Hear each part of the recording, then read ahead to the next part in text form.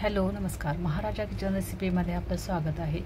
तर आज मी गव्हाच्या पिठाचे लाडू बनवणार आहे। चला तर सुरुवात करूया। सर्वात प्रथम आपण एक कढई घेतलेली आहे, तर तिला आता आपण गरम केलेलं आहे। तर यामध्ये आपण 2 चमचे तूप घेतलेलं आहे। तुपामध्ये आपण आता सर्व ड्रायफ्रूट्स भाजून घ्यायचे आहेत। तर त्यामध्ये सर्वात प्रथम आपण बदाम भाजून घेऊया। 7 ते 8 बदाम घेतलेले आहेत। तर यामध्ये आपण असे खमंग भाजून घ्यायचे आहेत। हे लो फ्लेमवरती सर्व ड्रायफ्रूट्स भाजायचे आहेत। यानंतर 7 ते 8 काजू घ्यायचे आहेत, ते देखील खमंग असे खरपूस भाजून घ्यायचे आहेत।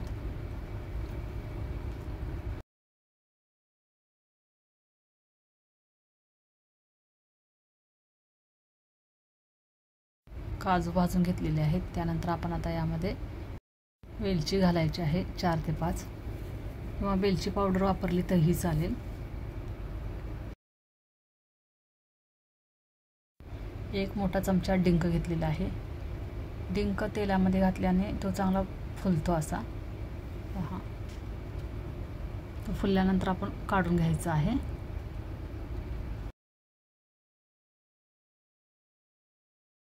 हे सर्व ड्रायफ्रूट्स आपण लो फ्लेमवरती भाजून घ्यायचे आहेत। यानंतर याच तुपामध्ये आपण 2 वाट्या गव्हाचं पीठ घ्यायचं आहे।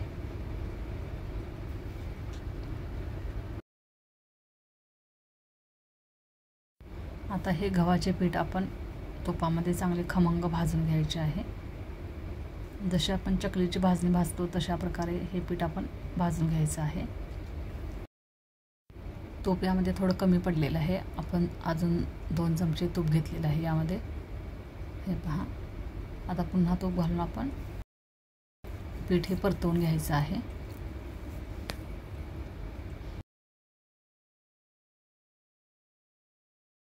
हे पीठ भाजत असताना सुगंध देखील छान येतो। सुगंधावरून भाजणी तयार झालेली आहे हे देखील समजते। हे पहा, भाजणी आता तयार झालेली आहे। गॅसची फ्लेम बंद करूया।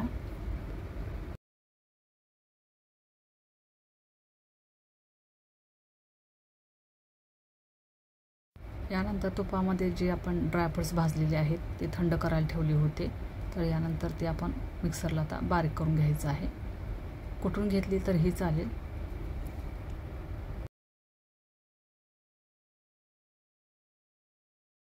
हे पहा, ड्रायफ्रूट्सची अशी पावडर बनवून घ्यायची आहे, किंवा खलबत्त्यात घालून कुटली तरीही चालेल। यानंतर गव्हाच्या पिठाची भाजणी ही आपण एका भांड्यामध्ये काढून घ्यायची आहे।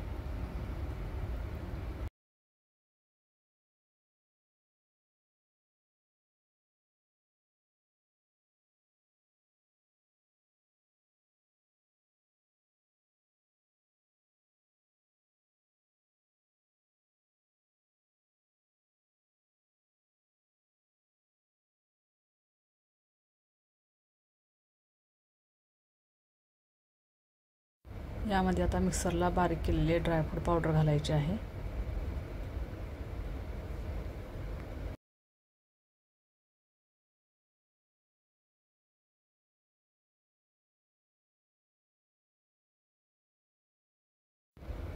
पिठी साखर 1 वाटी घालायची आहे।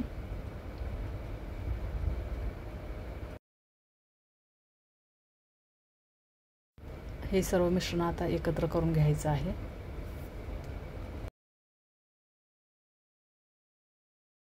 थोडंसं पीठ सुकं सुकं वाटतंय म्हणून यामध्ये आपण तूप 2 चमचे घालायचं आहे, किंवा दूध शिंपडलं तरीही चालेल।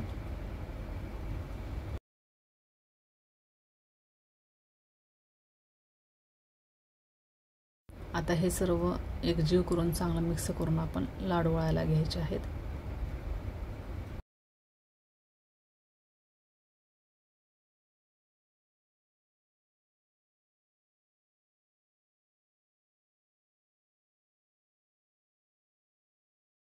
जसे बेसन किंवा बुंदीचे लाडू बनवतो तसेच हे देखील लाडू बनवायचे आहेत। पहा, असे दोन्ही हाताने करायचे आहेत.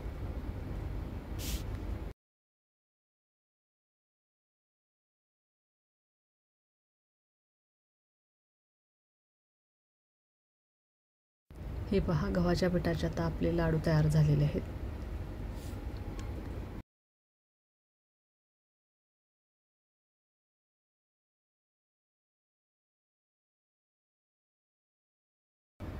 आता थंडीचे दिवस चालू झालेले आहेत ना, तर ह्या दिवसामध्ये अशा प्रकारचे लाडू तुम्ही बनवून ठेवू शकता.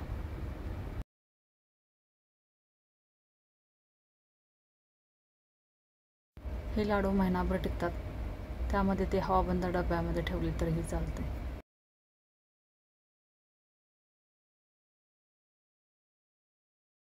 असे सर्व लाडू बनवून घ्यायचे आहेत.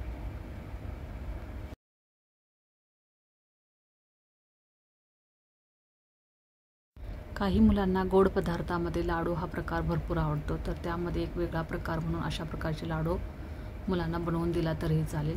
हे लाडू पौष्टिक देखील असतात.